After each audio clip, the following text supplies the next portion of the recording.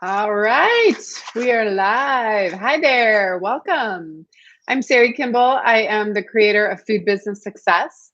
I help packaged food business entrepreneurs start and grow their packaged food business dream. I help you get that just an idea out of your kitchen and into the marketplace, starting a profitable food business. So, welcome. So glad you are here with me today. Um, Looks like everything's working. I'm live. We are talking about holidays. This is my annual August holiday. I wish I had a Santa hat. I was thinking, "Oh, I really need to get one of those for next year because this is that time where you guys are like, what? It's August. Why is she talking to me about holidays? This is crazy, right?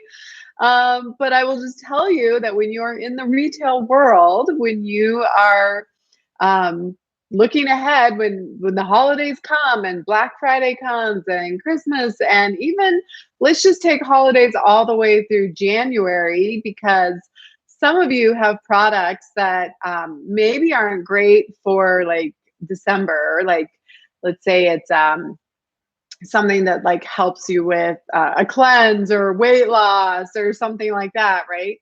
So for some of you, your biggest holiday is like January New Year's resolution time. But in any case, let's kind of we're looking at Thanksgiving through January resolution, like the first 2 weeks in January. So this is my plea. This is my reminder that you need to start thinking about the holidays now.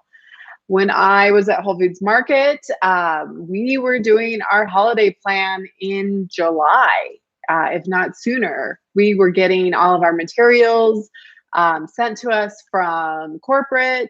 We were deciding what we were going to do. Meetings with producers and brands actually happened even well before then. So it's not uncommon that when you become a larger brand that you'll actually be doing holiday planning a year in advance. So just things to keep on the horizon. But this is something that's going to really help you to set yourself up to go into holidays and really make the most of opportunities. What I see happens usually for people who haven't been in this, they're like, oh, come on, August, that's too early. And then you wait until October, and by then you are scrambling. You can't find maybe the packaging that you want. You are, trying to put together things last minute. You're like, oh, let's do a giveaway. And it's all last minute, and you're going to really burn yourself out. And you need to have all of your energy on board to do all of the extra things that are going to come up that you didn't even plan for. Not to mention, if you're making your own product, you're going to have production. So there's going to be a lot of things. You're going to be busy. And so we want to try to have a stress-free holiday for you. The holidays are stressful enough. So a couple of years ago, I actually created a 3-part video series here on YouTube that are the 3-part videos about planning for the holidays. Holiday planning starts now in August. Put those out 2 years ago, and I went back and listened to. I was like, "Dang, these are good." So I'm not going to repeat everything I said. There's 3 videos. They go much more into depth. There's kind of a high level overview, and then there's one that's specifically on wholesale. So if you have retailers that you're working with, and then there's one that's about direct to consumer. So 2 years later, here we are, we're in 2021, and I pulled off, there's actually a checklist that you can get right inside those videos, and we'll add the links to all 3 videos here inside the chat. And also there is a checklist that you'll be able to grab. We're gonna update that and make sure it's all fresh for you guys, but definitely grab this checklist. So I wanna just start with the planning part. So now is the time to really think through your strategy of you got to start planning a couple of big buckets in your business. So first of all is you planning your sales channels. Are you going to add holiday markets? If so, what are those markets? Where are you going to find them? When is their application? We just launched, some of you guys, many of you know, I own a farmer's market, a winter market, but like our application just opened this week, so first week in August. So start researching markets that you might want to attend. Yes, there's a lot of unknowns. Of course, this is the the COVID edition.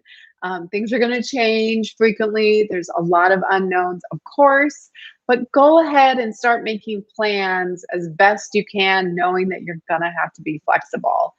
But there's no question that holiday markets can give you some good cash flow. So you want to look for, if you're in wholesale, right? You want to think about increased sales at your wholesale accounts, at your retailers, as shopping gets busier. E-commerce, Amazon, all of the places, right? Really think through each of those sales channels and decide, like, what does my production actually need to be? I work with some seasoning companies, and my co-packer for them, he takes orders. He does not take any more orders past September. So for the holidays, right? So these are things you've got to start thinking about now. Ingredients that you might need could start going into shorter supply. I mean, we're already with COVID having packaging disruption and ingredient disruption. So start finding those ingredients, your packaging, all of that now, and really think through, like, you've got to write this stuff down. It cannot live in your head. And I give you all of these tools for forecasting inside Food Business Success. I have a great forecast tool that says, here's my sales channels and how many do I think I'm going to sell in November, in December, in January. Here's my forecast. Now I can back that up and say, here's how many I need to make. I need to get on order. Here's the ingredients, the packaging, all of that I need to think through. I do not want you to come up with a great idea in late October and then you can't get the stuff in time, and it's very stressful. So if you are making the product yourself, you're going to want to think through, obviously you have more things to think through. If it's a co-packer, you're going to want to get a PO, get a purchase order into them with your order in the next month or so. If you are making it yourself, you're going to want to make sure you reserve that kitchen time, because kitchens get busier. Everybody gets busier. You might need to find help to help you inside the kitchen to help you be more effective. So definitely production, that purchasing time, making sure you have plenty of lead time. We also saw a lot of shipping disruptions. I mean, frankly, we're still dealing with UPS and USPS and FedEx. Like, things they're getting a lot better, but they're not necessarily getting there in the expected time, right? Which is a problem for everyone. So we got to plan well in advance. Cash flow. So now you're like, okay, I need all of this extra product. I need to buy all these extra ingredients. You got to plan ahead for what is your holiday budget? What is that cash flow? How much money are you going to need to be able to do the holiday plan, right? There is so much opportunity for sure. Wherever you're at, whether you're in a store or you're online purchasing is still very, very strong. So lots of opportunity. Of course, we have like Black Friday, Cyber Monday, all the weeks leading up to Christmas. We have all the other holidays in there, Hanukkah and Kwanzaa, and then of course you have the New Year's Eve and then New Year's resolution, new goals. So you got a lot to think about in there. Think about how much money do you need, and then where are you going to find that money, right? Unfortunately, with the CPG business, you have to put all the money out front. You own all the cash flow. And when you're making orders in August and September, you're putting that money out first, and then you're not going to see that cash flow come in for months, a month or more. So definitely making sure you're planning for your cash flow. All right. So that's kind of the nitty gritty. Like I said, there's a whole checklist. I'm not going to go into every single thing. But the other thing I want to talk about, since online ordering is so prevalent, um, and definitely I'm not going to get into wholesale as much on this. So definitely go check out that video. We put it here in the comments. But go check out the holiday planning video on wholesale. There's some great tips in there. I know demoing isn't probably something we can do right now, but there are still lots and lots of ways to support your retailers and have really strong holiday sales. All right, so let's talk about online sales and kind of some updates maybe from 2 years ago. So I would say the biggest thing when you are doing online sales is that it's so important to have a communication strategy with your customers, with the people who have given you their emails. I know everybody loves to focus on social media and let me just run some ads and let me put some posts up. Social media is great. I love social media and I highly encourage you to do reels this fall and going into holidays. Get practice at reels. Do it now. Reels will probably get you the most bang for your buck right now on Instagram. They're just putting a lot of algorithm and a lot of focus on that. So a lot of times, people post on their main pages and they're like, nothing happens, nobody's really doing anything. It's because Instagram has shifted all of their algorithm viewing to reels. So you want to really focus over there on reels. In any case, yes, you can run ads. I'm all for running ads. I'm all for doing promotions, doing giveaways.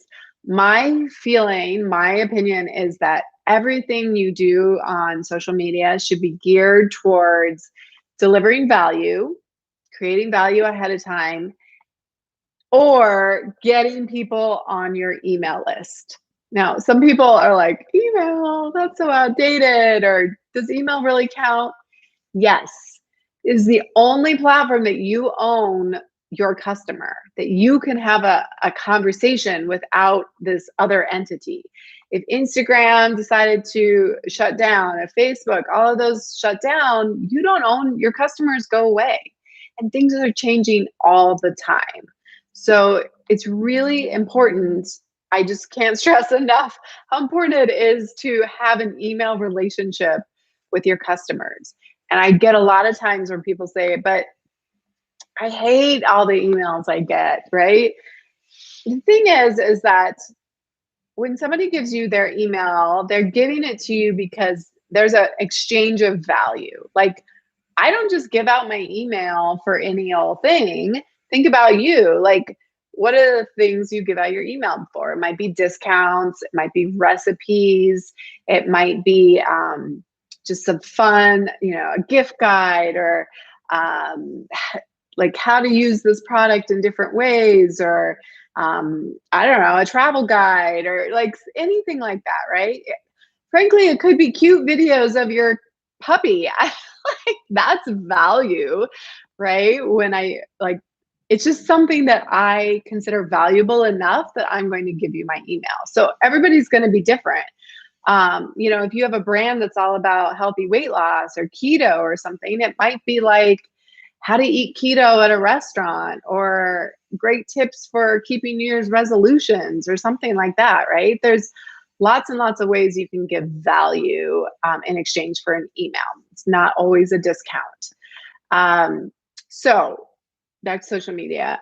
I highly recommend, if you're going to do a giveaway, if you're going to do an ad, if you're going to do any paid things, that you have a strategy to get people on your email list. So I know a lot of people do giveaways just to increase followers, and that's great. That's fine. But my preference is to create a landing page and do a giveaway, but everybody needs to go and it's like, here's the link to enter the giveaway, and it takes them to a landing page where it gets them on your email list. That's it. We want to get people on our email list. And for everybody who's like, I get so many emails and I just delete them. Well, then that product isn't for you at this particular time. But emails do work. And that becomes a copy problem, that content problem, more than just people don't want to hear from me. People do want to hear from you. They gave you your email. Now you need to give them something valuable in exchange. So that is one of the biggest things I think when we're talking about online sales is really getting people on your email list, owning your customer, and then don't just put them on a list in September and then don't do anything with it. And then the first time they hear from you is on Black Friday. No, no, no, no, no. You got to, we call it nurturing or warming up your audience, right? We want to get them excited about us. We want them to get, like, how can you make your audience curious about you? How can you give them value ahead of time so that when you do make that pitch, when you're like, it's, Cyber Monday, that they're already like, yeah, I've been, I learned all about you. I learned about your great ingredients. I learned about you as the owner. I love the story. I learned about how you're giving back to these nonprofit organizations or whatever, right? And so when they're in a space where they want to buy, like a Cyber Monday, like a Black Friday, that they're like, yeah, okay, I already know you. I like you and trust you. That is exactly what I do here on YouTube, right? I have so many people that get on my email list because I offer value. I give these videos away for free. All of my content, all of my knowledge that I can possibly give you, I give it to you for free. And then by the time people get on a phone call with me to join Food Business Success, they're like, yeah, I'm in. Like, let's do this. Yeah. Like you've already gotten to know me, you like me, you trust me. That is what you are doing with your customer during this time. So get emails, but then you got to have a sequence. You got to have emails that go out that are already written, and you got to write those now to get them excited about your brand, to get them loyal, to get them to be your biggest fans, right? So that's my my great rant about nurturing, tending to your customer. I don't know about you, but think about the things that you love. And if you're not on other people's lists, I highly recommend that you go get on other people's email lists. Go see what their welcome sequence is. Go see what their holiday sequence is. As you get, keep those examples inside. I keep folders of those kind of great emails to help inspire me later. So really good stuff there. Email, email, email. I just cannot say it enough. You need to be investing in email capture now. Start doing some giveaways with other partners. Do a multi-partner giveaway. Do one on your own if you want to. And then it can be kind of in planning or now, but think about gift sets and special flavors for the holidays. You really want to think through, like, what are the unique things that I'm going to offer for gifting? People are not only looking for themselves, like we do most of the year. That's what we're shopping for, is ourselves. But now we're trying to find that great idea for Uncle John and Grandma Sue or whatever, right? So can you put together sort of packages and a look and a feel? Think about go ahead and get into Canva, start playing around with branding, decide on your templates and your fonts and things you're going to do a little differently to make it stand out during the holidays, right? So that it looks really kind of fresh and new and fun, and you're getting people curious and excited about your brand. And then along with that, right, your emails, like planning out your promotions ahead of time. So are you going to do a Black Friday? Are you going to do Cyber Monday? And if you don't know already, that's BFCM. So you'll see that like in the world of CPG. So if you see BFCM, that's the acronym for Black Friday, Cyber Monday. You want to think through your promotions for that week. You want to think through the weeks of gifting, right, leading up to Christmas. You want to think about New Year's, just are you going to offer promotions every time? Are you going to do something different? I had a client last year who they didn't want to, December wasn't their holiday. Their keto stuff. So they did a December where if you purchased a product in December, they would donate some amount of money to a food bank. So they were kind of doing like a 1-for-1, which again adds value. Like now my money as a consumer is going farther.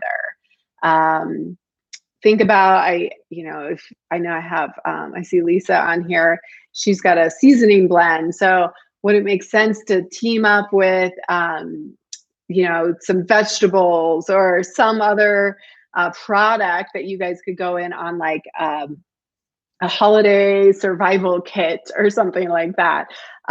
We always used to do with seasoning blends, like, it's not just Thanksgiving, like you got to eat the rest of the time. And now your house is filled with in-laws and guests and things like that. Like, these seasoning blends are for the other the other days of the holiday, not just those 2 or 3 big fancy dinners. So your product is here to solve a problem.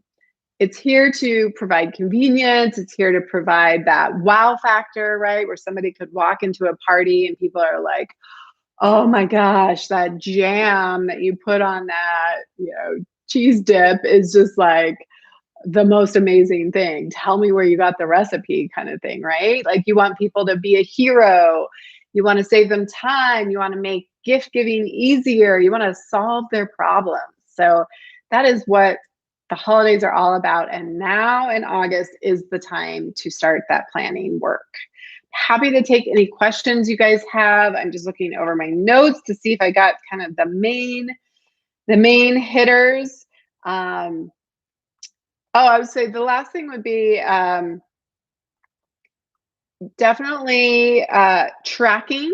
Like, you think that next year you're going to remember all of these things that went well and didn't go well, but you won't.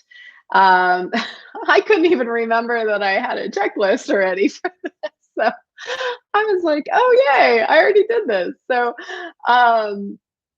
start a Google Doc, start a document where you can put in notes and you're like, hey, this email knocked it out of the park. This giveaway was awesome.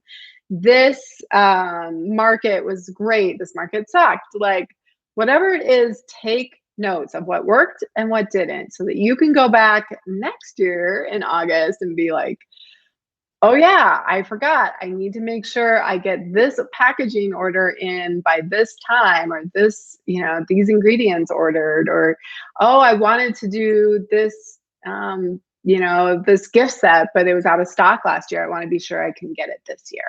So take notes, super, super important. And then the last little just quick idea is now is also the time to start pitching your product if you want to reach out to gift guides. Like, there are lots of people, lots of publications, lots of online publications, especially local ones. Like, you probably have local organizations, maybe local magazines or things like that are putting together holiday gift guides. And it's always fun to be able to put local products on there. So start thinking about who you could pitch. Like, what are the organizations, the groups, the online people that you could pitch your product to as a great holiday gift, and why? I think that's what I've got for you guys today. If anyone has any comments or questions, I will happy to answer them. Definitely go check out the other videos. I think it's well worth. It's going to probably take you an hour or less to watch those 3 videos, get the holiday checklist. There's so much potential, so much opportunity. They call it Black Friday for a reason. We want you to go into the black to have really strong sales, and people are spending money now. They really are, and they are willing to do it online. They will do it in store. So go and get a piece of the holiday profit that is out there for you. All right, you guys, that's what I got for you today. Take care and go get planning for the holidays. All right, see ya.